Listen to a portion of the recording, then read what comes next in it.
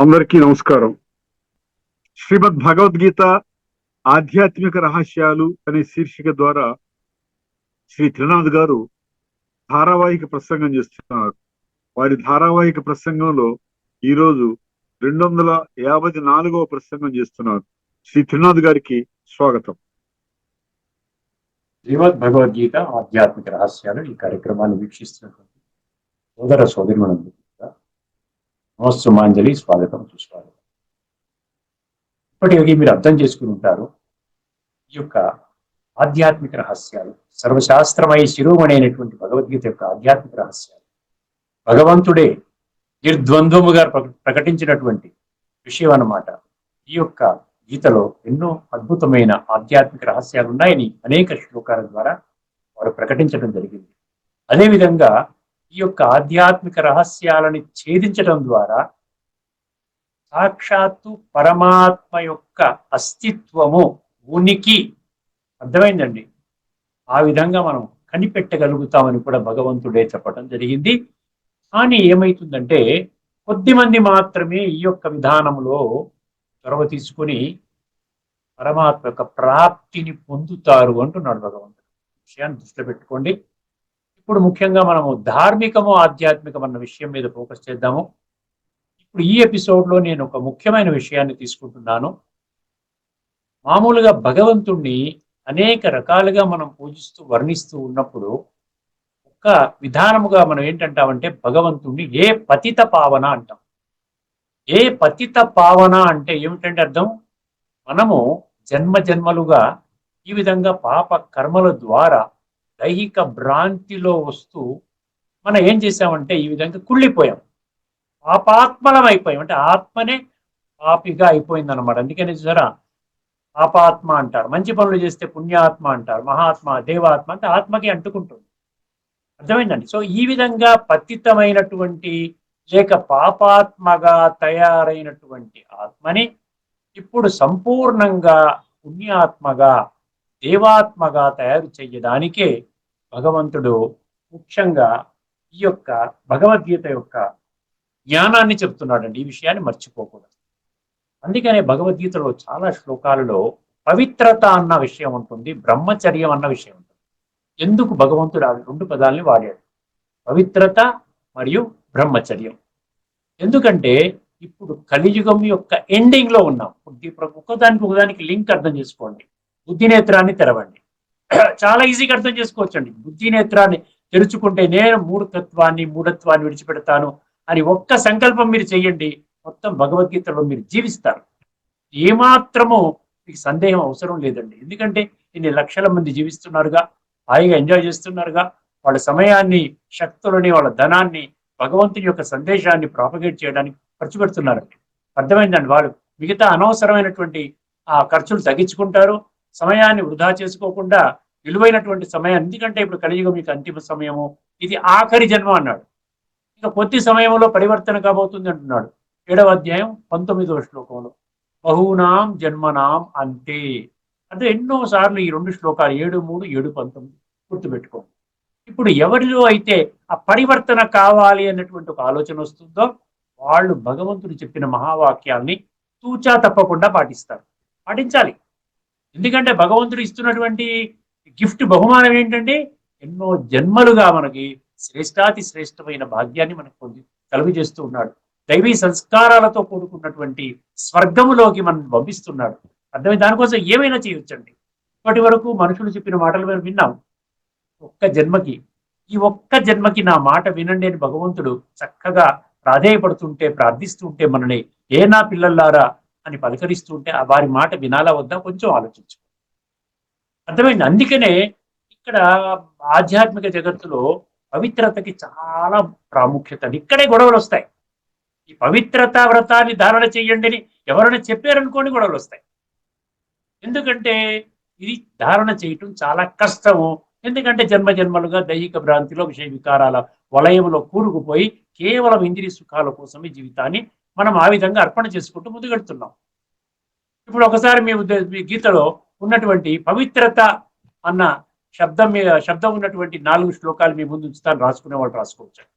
అర్థమైందండి. 9వ అధ్యాయం 17వ శ్లోకం ఏమన్నాడు అక్కడ? పితాహమస్య జగతః మాతా ధాతా పితామహః వేద్యం పవిత్రం ఓంకారః. పవిత్రం వచ్చింది చూసారా? వేద్యం అంటే ఏంటి? నన్ను తెలుసుకోవాలి నువ్వు, నేను నన్ను తెలుసుకుంటే నీవు పవిత్రం అవుతావు. దేని ద్వారా అవుతావు? ఓంకారము ద్వారా. రుక్సామ యజురేవచ, మొత్తం సర్వశాస్త్రాల సారము నేనే అంటున్నాను. పవిత్రం అనే పదం వాటిగా. పవిత్రం అంటే ఏంటి? శరీరం పవిత్రత కాదు. శరీరాన్ని ఎలాగైనా మనం క్లీన్ చేసుకుంటాం. దానికి భగవంతుడు ప్రత్యేకంగా నువ్వు ప్రతిరోజు స్నానం చేయవయ్యా, పళ్ళు తోముకోవయ్యా, ఈ విధంగా చెప్పాల్సిన అవసరం లేదండి. ఏ పవిత్రత, ఏ ఆత్మని మనం అపవిత్రంగా తయారు చేసుకున్నామో దాన్ని శుద్ధి చేసుకోవడానికి భగవంతుడు. ఎందుకంటే ఈ ఆత్మని పవిత్రం చేసుకునే విషయాన్ని ఇప్పటి వరకు ఎవరు చెప్పలేదు. ఇన్ని రకాలుగా ద్వాపర యుగం నుండి మనం పూజలు పునస్కారాలు, ఇన్ని ప్రవచనాలు, ఇన్ని విధంగా యజ్ఞాలు యాగాలు జపాలు తపాలు నోములు చేస్తున్నా కూడా మనకి పవిత్రంగా ఆత్మని శుద్ధి చేసుకోవాలి. భలే ఆత్మశుద్ధి లేని ఆచారమదీయాలు అంటాం. గీతలో కూడా ఉంది, కాయేన మనసా బుద్ధ్యా కేవల ఇంద్రియ యోగిన కర్మ కుర్వంతి ఆ సంగం చేత్వ ఆత్మశుద్ధి అంటాడు. ఆత్మశుద్ధి మీద ప్రాముఖ్యత అందరూ ఇస్తున్నారు కదండి. అదేవిధంగా 9వ అధ్యాయం 2వ శ్లోకం తిరగండి ఒకసారి. రాజవిద్య రాజగుహ్యం పవిత్రమిదముత్తమం అన్నాడు. అక్కడ ఎందుకు మళ్ళీ పవిత్రం అన్నాడు? ఇది రాజవిద్య, చాలా గొప్ప విద్య. ఇది మామూలు విద్యగా మీరు అనుకుంటున్నారు, కానీ భగవంతుడు ఏ విధంగా ప్రకటన చేశాడండి? ఇది దీనికంటే గొప్ప విద్య లేదు. పవిత్రమిదముత్తమం ప్రత్యక్షావగం ధర్మ్యం సుసుఖం కర్తుమవ్యయం అన్నాడు. అర్థమైందండి. అదేవిధంగా ఇంకేమన్నాడు? ఇంకొక శ్లోకం చెప్తాను. 4వ అధ్యాయంలో 38వ శ్లోకం చాలా ముఖ్యమైనది. భగవద్గీతలో నేను చెప్పిన జ్ఞానము తప్ప ఆత్మని ఇంకా ఏ జ్ఞానము పవిత్రంగా తయారు చెయ్యలేదు అంటున్నాడు.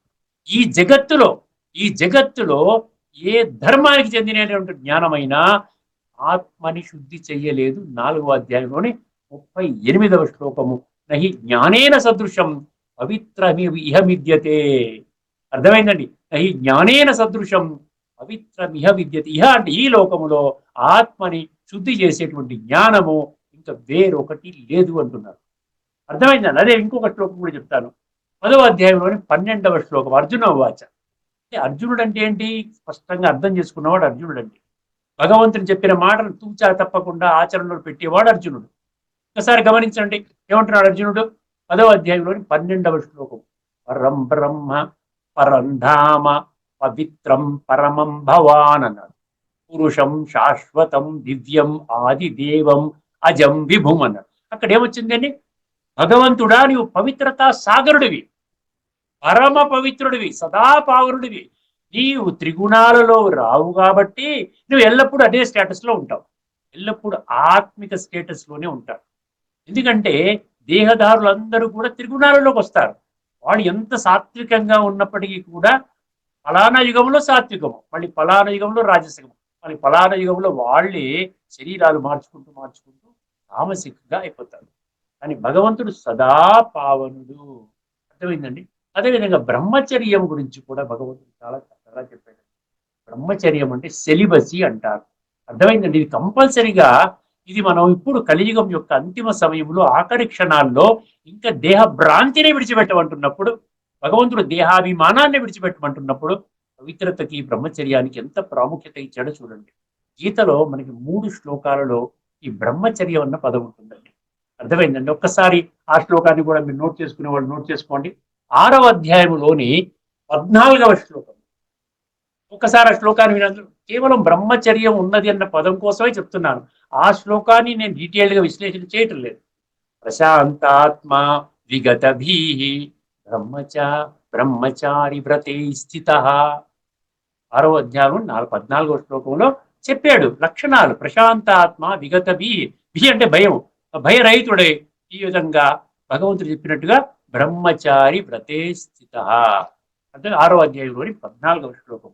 8వ అధ్యాయంలోని 11వ శ్లోకం కూడా రాసుకోండి. యదక్షరం వేద విదో వదంతి యద్యతయో వీతరాగా యదిచ్ఛంతో బ్రహ్మచర్యం చరంతి అంటాడు.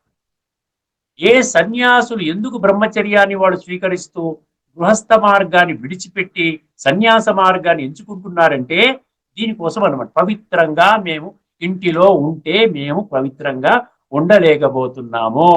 ఇంట్లో భార్య పిల్లలు, సంసారము, వ్యవహారము, సినిమాలు, టీవీలు, వ్యవహారం అన్ని రంగురంగుల ప్రపంచంలో ఉంటే మేము బ్రహ్మచర్యాన్ని పాటించలేకుండా ఉన్నాము. అందుకనే వెళ్ళిపోతున్నాం. ఇది చంతో బ్రహ్మచర్యం చరంతే. ఇంకొక శ్లోకం ఏంటంటే 17వ అధ్యాయంలోని 14వ శ్లోకం. ఎందుకు ఎవిడెన్సెస్ ఇస్తున్నానంటే నేను భగవద్గీతలో భగవంతుడు చెప్పిన మాటలు చెప్తున్నాను.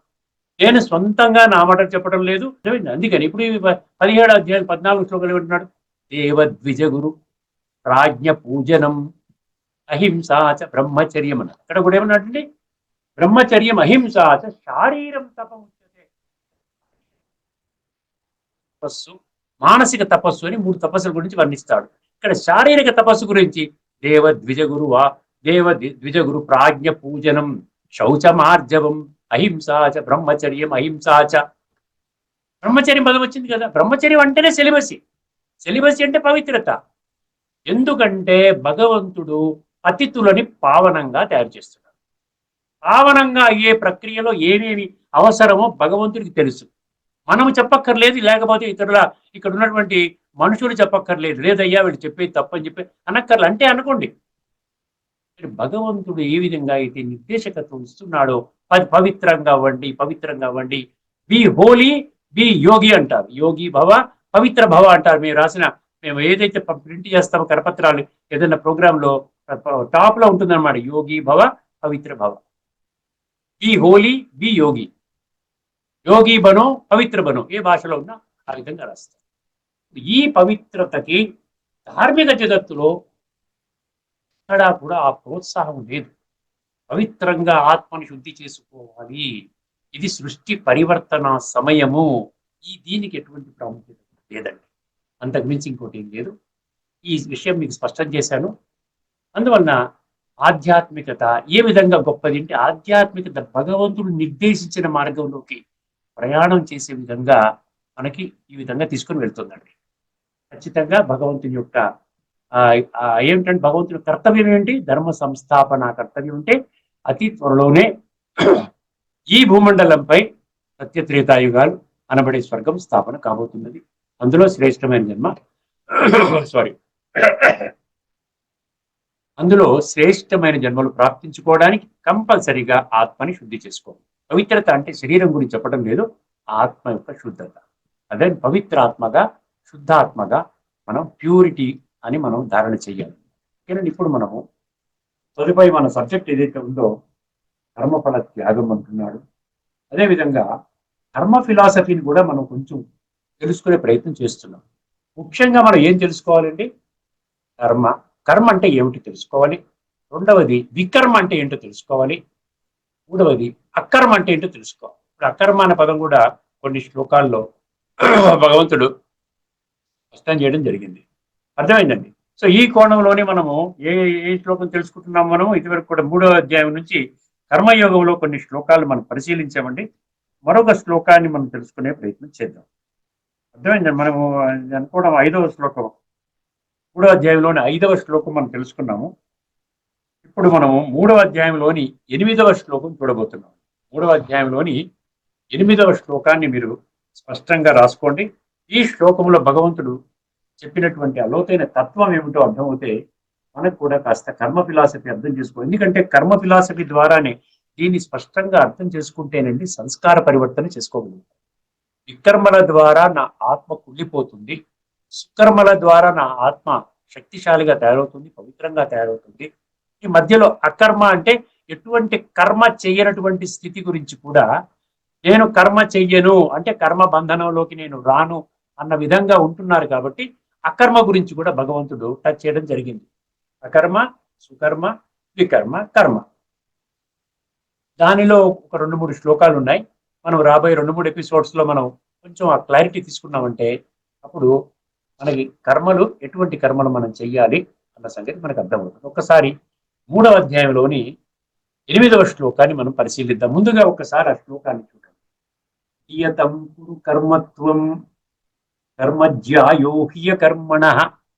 నియతం కురు కర్మత్వం కర్మజ్యాయో హ్యకర్మణః.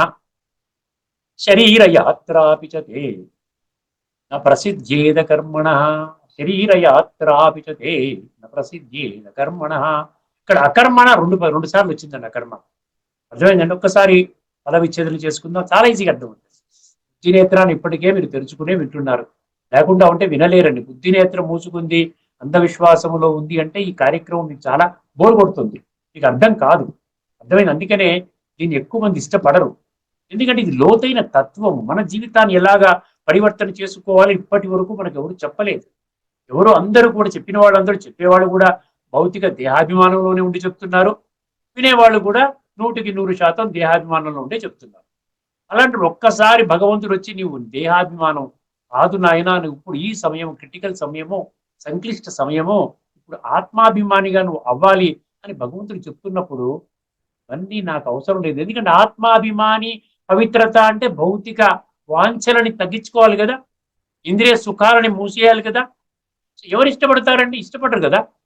అర్థమైంది? అందుకనే ఇక్కడ ఎంతమంది చూస్తున్నారు, ఎంతమంది పరివర్తన చెందుతున్నారన్న ముఖ్య విషయం కాదండి.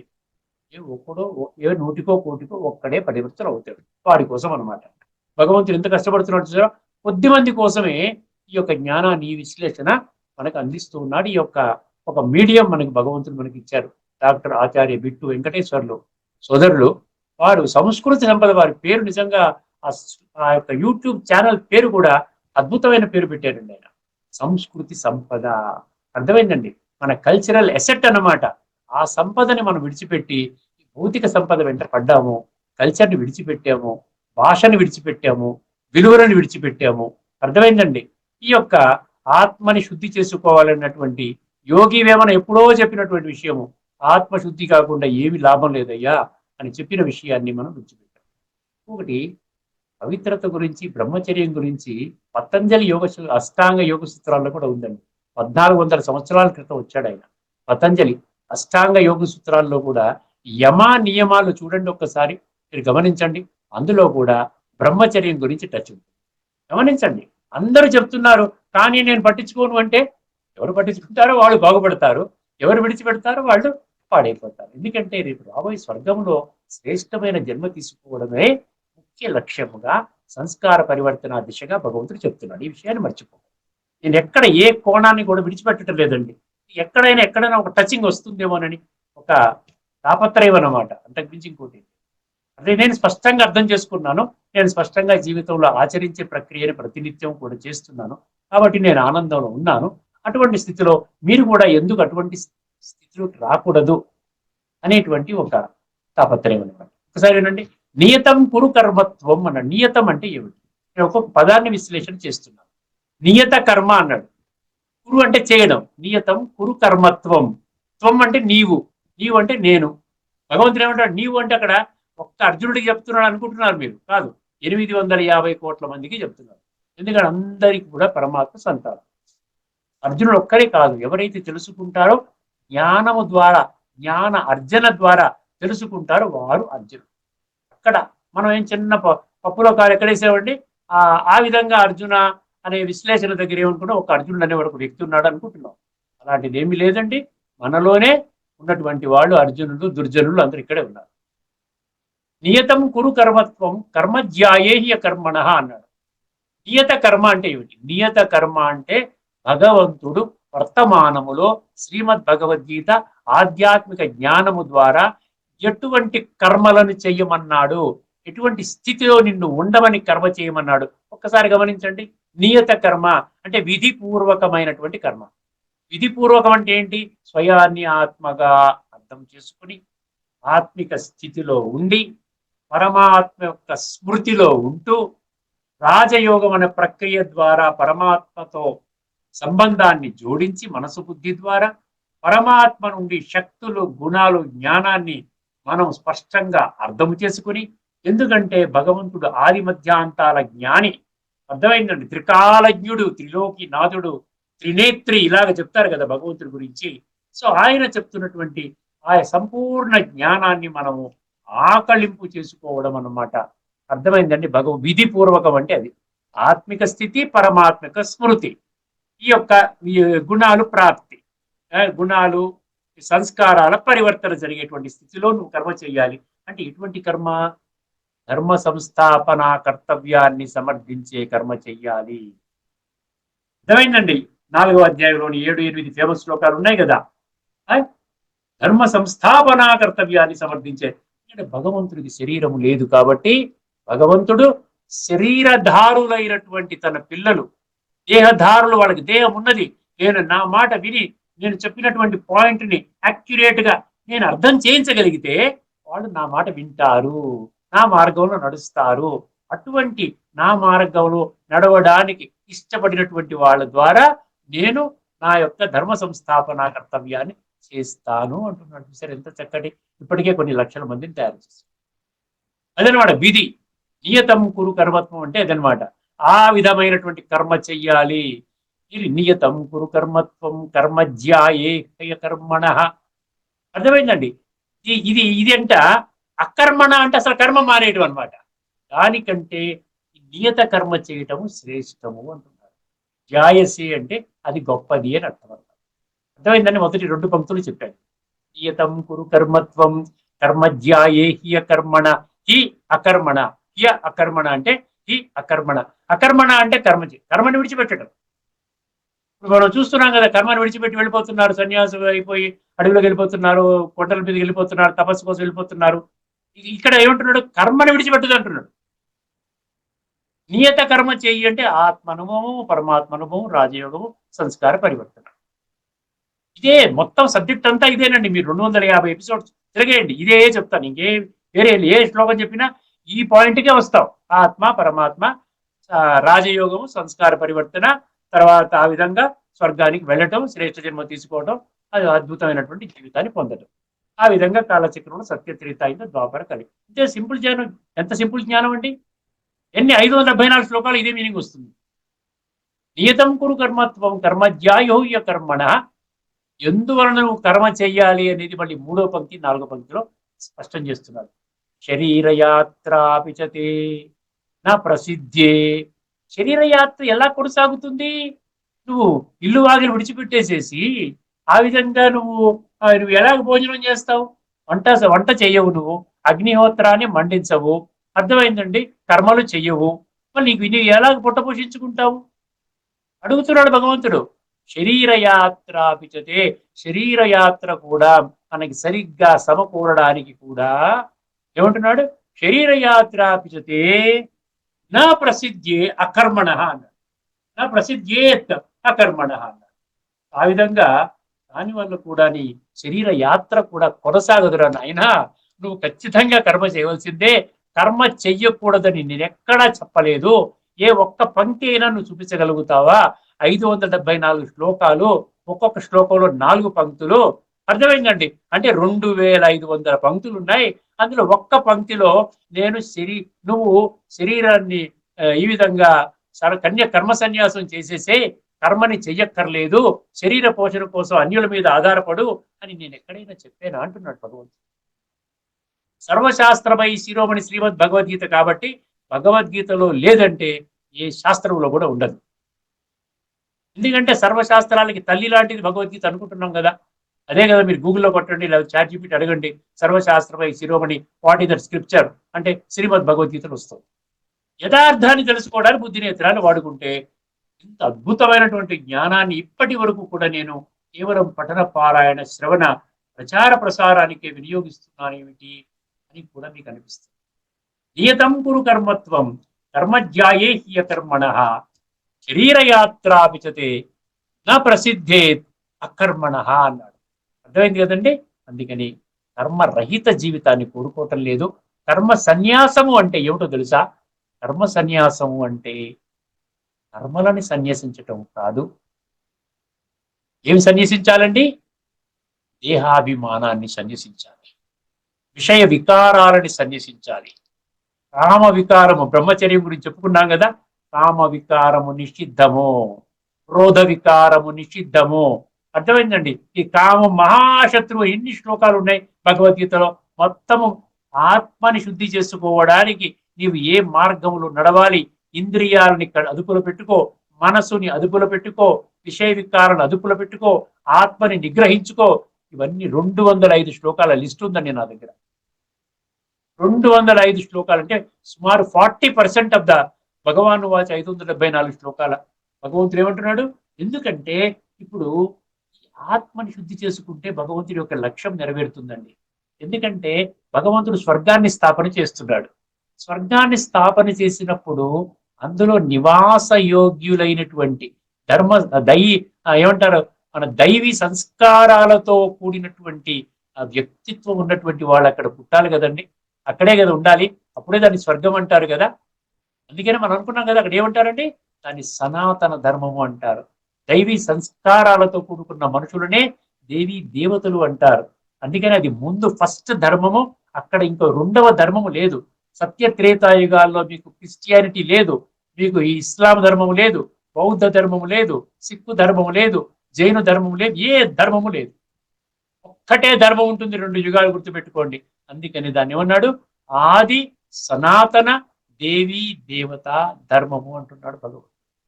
అర్థమైందండి. ఒక్కసారి ఈ యొక్క శ్లోకాన్ని మరొకసారి విని భాష్యకారులు ఏమి రాసుకున్నారో చూసుకొని ఈ యొక్క ఎపిసోడ్ మనం సంపన్నం చేసుకుందాము. నియతం కురు కర్మత్వం కర్మజ్యాయహ్య కర్మణ శరీరయాత్రాపిచతే న ప్రసిద్ధే అకర్మణ అన్నాడు. 2 సార్లు వచ్చింది అకర్మ. అకర్మణ వద్దంటున్నాడు. ఇంకా రాబోయే 2-3 ఎపిసోడ్స్ లో కూడా అకర్మ అన్న ఉన్న ఆ శ్లోకాన్ని నేను మీ ముందు ఉంచబోతున్నాను. అంటే మీకు స్పష్టంగా తెలియాలి, భగవంతుడు కర్మ సన్యాసము చెప్పటము లేదు, కర్మలు చేసి దాని యొక్క ఫలితాన్ని సన్యసించమంటున్నాడు. ఈశ్వరార్పణం, భగవంతుడు దివ్య కర్తవ్యాన్ని సమర్థించే కర్మలు చేస్తున్నాను, దానిలో ఫెయిల్ అవుతానా సక్సెస్ అవుతానా, అనుకున్నది జరుగుతుందా జరగదా నాకు సంబంధము లేదు. ఎందుకంటే ఫలితాన్ని భగవంతుడికి ఇస్తున్నాను. ఎందుకంటే భగవంతుడే నన్ను కర్మ చేయమన్నాడు, భగవంతుడే నన్ను విధిపూర్వకమైన కర్మ చేయమన్నాడు. నా డ్యూటీ ఏంటి, విధిపూర్వకమైన కర్మ చేయటమే. చూడండి, తండ్రి బిడ్డకి ఏం చెప్తాడు, ఈ విధంగా నడుచుకో, నడుచుకుంటాడు. ఆ విధంగా నడుచుకున్నా కూడా ఏదైనా తప్పు పొరపాటు జరిగిందనుకోండి, తండ్రి ఏమంటాడు, don't worry, I take the responsibility. ఎందుకంటే నేను చెప్పినట్టు చేసావు కదా. అదే విధంగా భగవంతుడు కూడా ఆధ్యాత్మిక జగత్తులో అదే విధమైనటువంటి జ్ఞానాన్ని ఇస్తుంది. ఒకసారి ఇందులో భాష్యకారులు ఏం చెప్పారో ఒకసారి తెలుసుకొని మనం ఎపిసోడ్ ముగించుకుందాం. నియతం కురు కర్మత్వం కర్మజ్యాయోహ్య కర్మణ శరీరయాత్రాపిచతే న ప్రసిద్ధేద కర్మణ. అర్జున, నీవు అంటే అర్జున అంటే మనందరం అన్నమాట. నీవు శాస్త్ర విహిత కర్తవ్య కర్మలను ఆచరింపుము. శాస్త్ర విహిత అన్నాడు. అంటే శాస్త్రం అంటే గీతా శాస్త్రము. శాస్త్రం అంటే మళ్ళీ మన భాష్యకారులు ఏం చెప్తారు, మిగతా శాస్త్రాలు, వేదాలు, ఉపనిషత్తులు, బ్రహ్మసూత్రాలు, రామాయణ మహాభారత ఇతిహాసాలు ఇవన్నీ చెప్పేస్తారు. అది కాదు, గీతా శాస్త్రము. ఇది గుహ్యతమం శాస్త్రం 15వ అధ్యాయం 20వ శ్లోకంలో ఇది గుహ్యతమం శాస్త్రం అన్నాడు. ఇది గుహ్యతమం శాస్త్రాలు అనలేదు. అర్థం చేసుకోండి. అర్థమైందండి. ఇక్కడ ఏమంటున్నాడు, ఇక్కడ నీవు శాస్త్ర విహిత కర్తవ్య కర్మలను ఆచరింపు. ఏలననా ఈ అనే పదం వస్తుంది, అక్షరం వస్తుంది. ఈ అంటే ఎందువలనంటే ఈ కారణముగా, అదనమాట. ఏలననా కర్మలను చేయకుండుట కంటేను చేయుటయే ఉత్తమము. కర్మలను చేయకుండుట కంటేను చేయుటయే ఉత్తమము. కర్మలను ఆచరింపనిచో, వినండి జాగ్రత్తగా, కర్మలను ఆచరింపనిచో ఈ శరీర నిర్వహణము కూడా సాధ్యము కాదు. ఈ శ్లోకంలోని చర్చని చర్చని ముగించుకుందాము. తదుపరి అధ్యాయంలో తదుపరి ఎపిసోడ్లో మరొక అద్భుతమైనటువంటి ఈ కర్మయోగంలోనే ఉన్నటువంటి కర్మల యొక్క గుహ్యగతి అంటారు చూరా, ఆ కర్మల యొక్క ఫిలాసఫీ సిద్ధాంతాన్ని స్పష్టంగా మనం అర్థం చేయించే మరొక శ్లోకంలోని లోతైన తత్వాన్ని మీకు ఆ విధంగా తెలియజేయడానికి ప్రయత్నం చేస్తారని. అంతవరకు సెలవు. అందరికీ నమస్కారం. లోకా సమస్త సుఖినో భవంతు. ఓం.